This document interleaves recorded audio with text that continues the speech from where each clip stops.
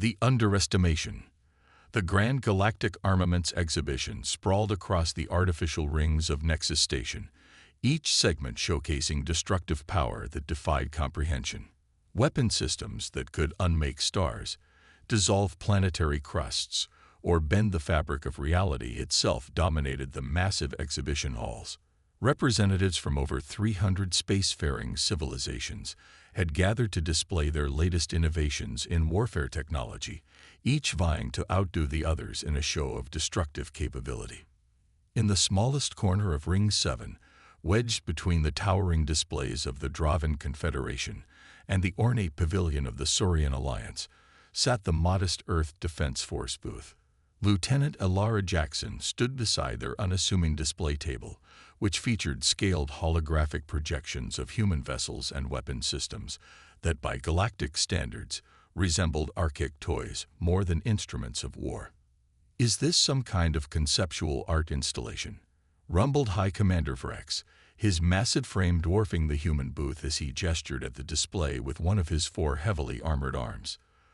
The leader of the militaristic Vrexian Imperium scales rippled with embedded tech that gleamed under the exhibition lights. "Or perhaps your species has a peculiar sense of humor." Elara maintained her professional demeanor, the silver insignia of Earth's strategic command catching the light as she straightened her uniform. "Neither, High Commander. These are our current operational defense systems, designed for precision targeting and minimal collateral effect." Vrex's laughter boomed across the exhibition floor, drawing the attention of nearby delegates. Precision. Minimal effect. What use is a weapon if not to inspire terror and absolute devastation?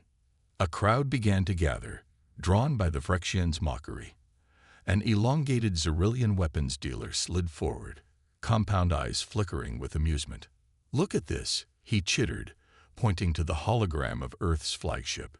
"Their most advanced vessel could be stored in my personal cruiser's maintenance bay." The gathering erupted in various expressions of derision, their translation modules struggling to convey the nuances of multiple species forms of mockery. Elara remained impassive, though her dark eyes methodically catalogued every reaction, every casual dismissal. "Perhaps," offered a crystalline Medusan diplomat, voice resonating through its translucent body, "they simply lack the evolutionary capacity to comprehend true galactic warfare. Their species has only achieved interstellar travel in the last century, after all." Elara nodded thoughtfully. "You're right that we're relatively new to the galactic community.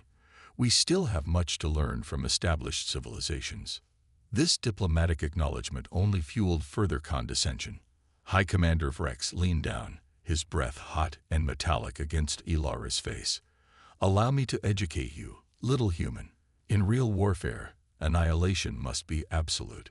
Your enemy should witness your approach from 3 systems away and surrender before the first shot is fired. What glory exists in restraint?" "Different philosophies, I suppose," Elara replied, adjusting the settings on her display. "Throughout Earth's history, we found that decisive victories often came not from overwhelming force, but from precise application of minimal resources at critical junctures.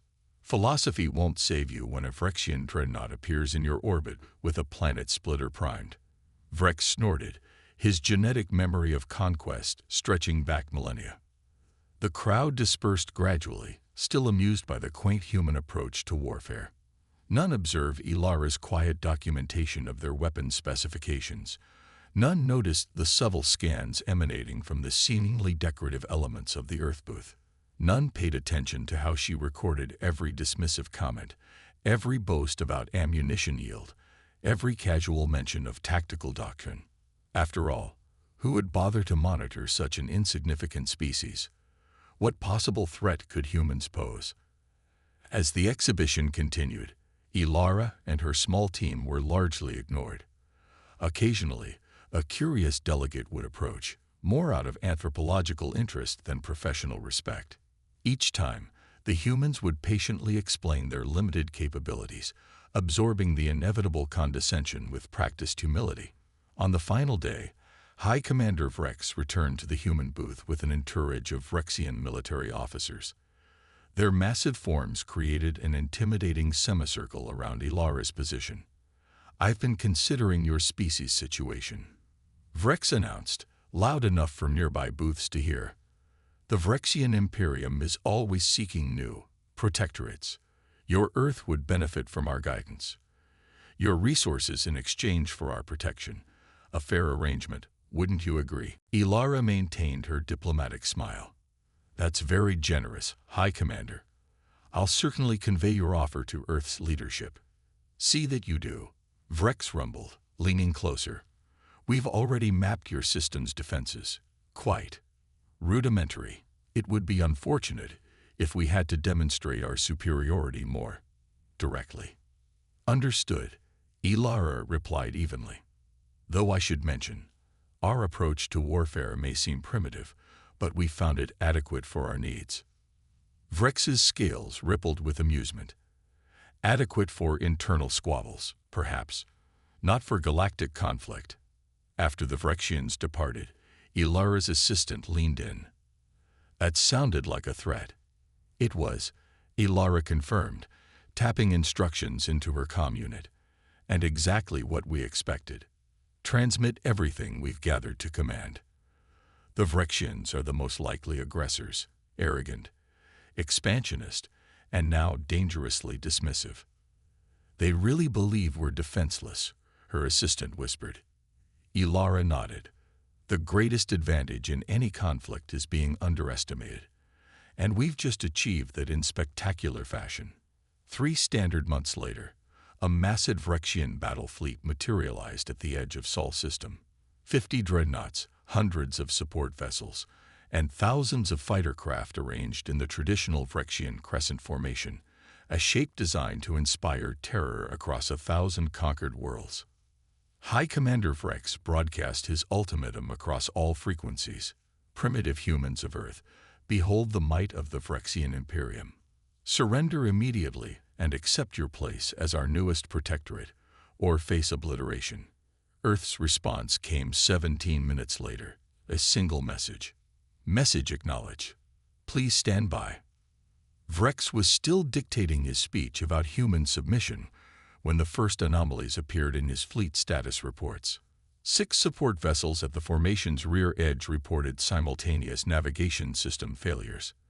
Before engineers could diagnose the issue, 11 more ships lost power to their primary systems. "Minor technical difficulties," the Vrexian technical chief assured him. "Perhaps unusual radiation from your star." Vrex nodded, unconcerned. With over 200 combat vessels, a few support ship malfunctions hardly registered as significant.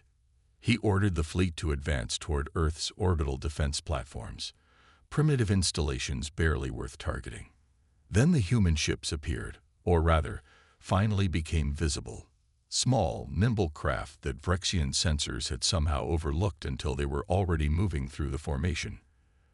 They weren't engaging, merely existing in proximity, following incomprehensible flight patterns that seemed designed to maximize annoyance rather than damage.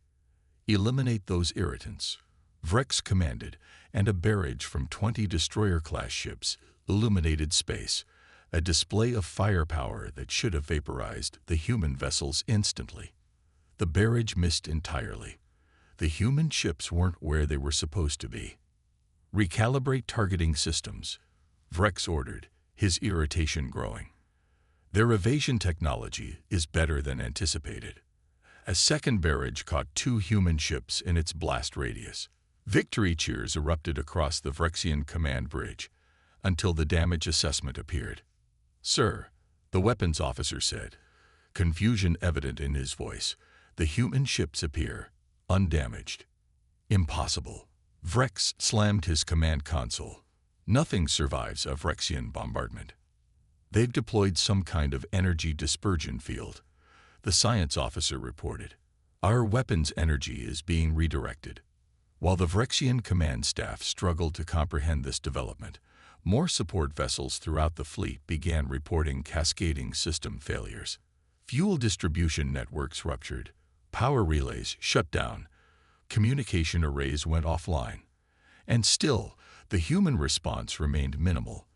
their small ships darting around the edges of the Phyrexian formation, never directly engaging, simply existing in maddeningly elusive proximity. "They're toying with us," Vrex roared. "All ships, maximum firepower. Obliterate them." The order went out. 200 Phyrexian warships unleashed their legendary planet-killing weaponry in a display that lit up the solar system like a supernova. When the energy dissipated, the human ships remained, still executing their incomprehensible flight patterns. "Sir," the weapons officer reported, his voice now trembling, "we're seeing unusual power consumption during weapons discharge. Ammunition reserves are depleting at 3 times the normal rate." Vrex's rage was interrupted by another report. "High Commander, we're detecting unusual activity at our rear supply depot. Small energy signatures possibly." The communication cut off abruptly, followed by a blinding flash on the tactical display as the Phyrexian Imperium's primary ammunition depot for the invasion force erupted in a chain reaction of explosions. In the stunned silence that followed, a new message arrived from Earth. "Phyrexian fleet, be advised that your secondary and tertiary supply caches at coordinates Theta 9 and Omega 3 have also been compromised. We recommend immediate withdrawal to prevent further loss of life." Vrex stared at the message in disbelief. Those coordinates were classified at the highest level. How could these primitives possibly know? As if answering his unspoken question, a final message came through. "Thank you for your informative presentations at the Grand Galactic Armaments Exhibition. Your technical specifications were most educational." And suddenly, with dawning horror, High Commander Vrex remembered the small human booth, the watchful officer with the diplomatic smile, and all the boasting the Phyrexian representatives had done about their glorious weapon systems and supply chain logistics. He remembered how everyone had laughed at the primitive humans and their obsolete technology. No one was laughing now. The reckoning. Impossible. Vrex roared as the tactical display showed another explosion ripping through his fleet's rear echelon. "How are they penetrating our defenses? Where are their weapon platforms?" The Phyrexian command bridge had descended into controlled chaos. Officers shouted contradictory reports, while status alerts blared from every console. The once mighty invasion force was disintegrating not through direct confrontation, but through 1,000 small failures cascading into catastrophe. "High Commander," the chief tactical officer reported, "we're detecting unusual radiation signatures throughout the fleet. Some kind of microscopic devices are infiltrating our systems." "Nanobots," Vrex hissed, his scales darkening with rage. "Scan our hulls." The science officer worked frantically at her station. "Confirmed. Our ships are covered with them. Billions of microscopic machines. They appear to have been dormant until we initiated combat operations." "But how?" Vrex began, then froze as realization dawned. The exhibition. The humans hadn't just been gathering information. They'd been seeding these devices on every ship that came to mock their display. For 3 days, representatives from his fleet had walked among the humans, carrying invisible hitchhikers back to their vessels. On the main view screen, a human face appeared, Lieutenant Ilara Jackson, now wearing the insignia of a commander. "High Commander Vrex," she greeted him calmly. "I see you've discovered our maintenance nanites. We deployed them as a precaution after your threatened Earth at the exhibition." "This is not warfare," Vrex snarled. "This is cowardice. Face us in direct combat." Ilara's expression remained composed. "Why would we do that? Your fleet outguns us by conventional metrics." But as I tried to explain at the exhibition, humans don't focus on overwhelming force.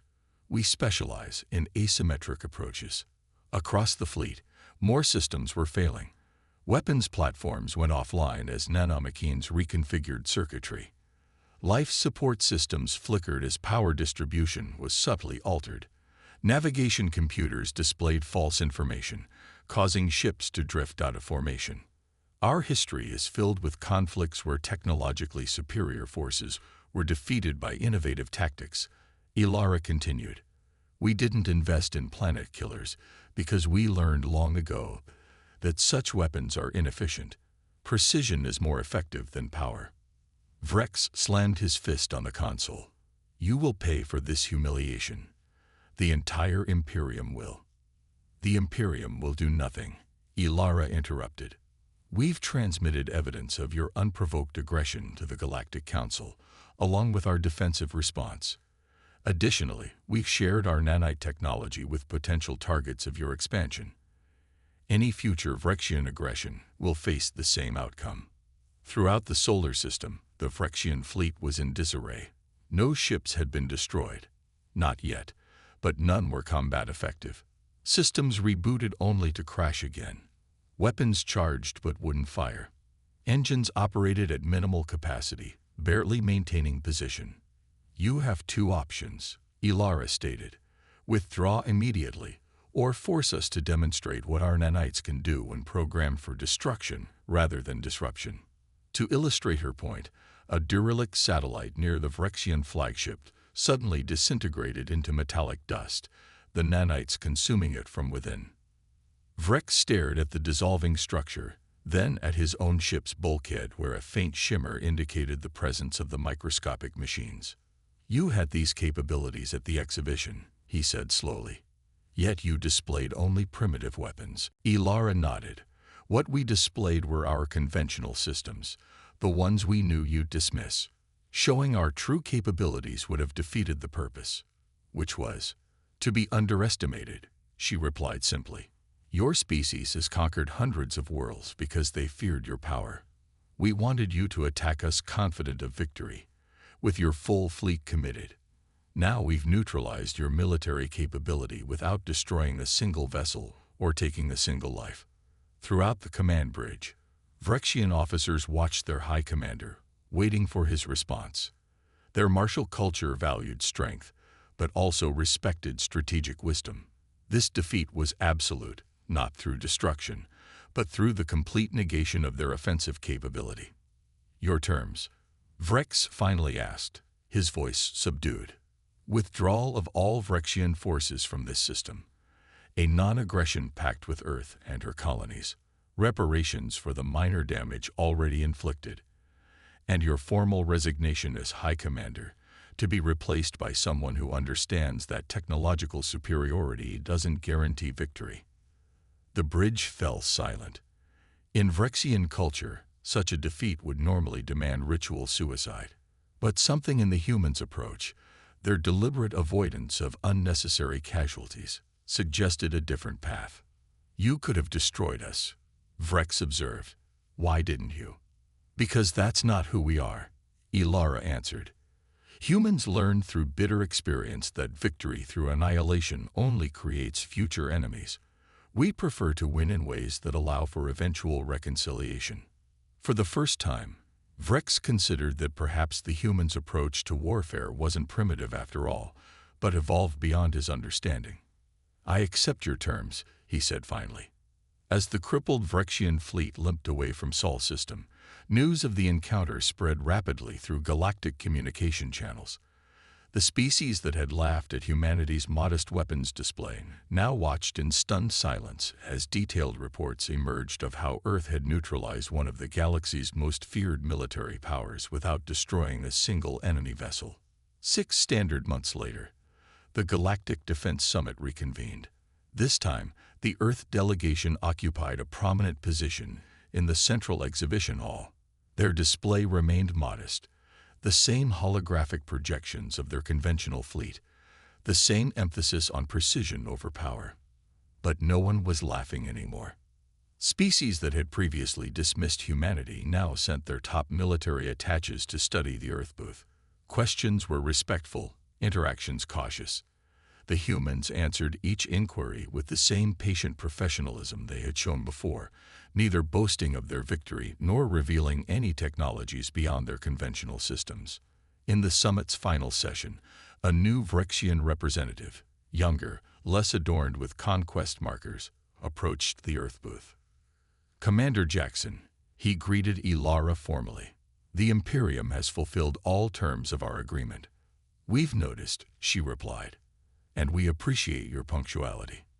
The Vrexian hesitated, then asked the question that had puzzled his species since their defeat. Why display conventional weapons when your actual capabilities are so advanced? Wouldn't demonstrating your true power prevent challenges like ours? Ilara considered the question carefully. Throughout human history, displaying overwhelming force rarely prevented conflict. It just changed its nature. When enemies can't defeat you conventionally, they find unconventional methods. We prefer to be underestimated rather than feared. Even now, when everyone knows what happened to our fleet, what they know is that we defended ourselves effectively. Ilara corrected. The details remain classified. The galaxy believes we have some secret weapon, but they don't know what. That uncertainty is more valuable than any display of force. The Vrexian nodded slowly, beginning to understand a philosophy of warfare fundamentally different from his species' tradition. In our history, we believed that to be feared was to be secure. And how many uprisings have you suppressed? How many assassination attempts on your leaders? How much resources spent maintaining control? Ilara asked quietly. The Vrexian didn't answer, but his silence was confirmation enough. We prefer a different approach, Ilara continued. We would rather potential adversaries think twice because they're uncertain of our capabilities than have them constantly seeking ways to overcome known defenses. As the Vrexian departed, Ilara's assistant leaned closer. They still don't understand, do they? Ilara watched the aliens' retreating form. They're beginning to. The nanites were effective, but they weren't our true advantage. No, our true advantage is that we know our history, Ilara said quietly. For thousands of years, humans fought other humans. We became experts in understanding our enemy's psychology, exploiting overconfidence, using minimal force for maximum effect. These species evolved competing against other life forms on their worlds, but we evolved competing against ourselves, the most dangerous prey of all. Across the exhibition hall, representatives from a dozen worlds watched the Earth booth with newfound respect. A species that could defeat the Vrexian Imperium without destroying a single ship was one to be studied carefully, and perhaps never, ever underestimated again. No one was laughing at humanity's small guns anymore.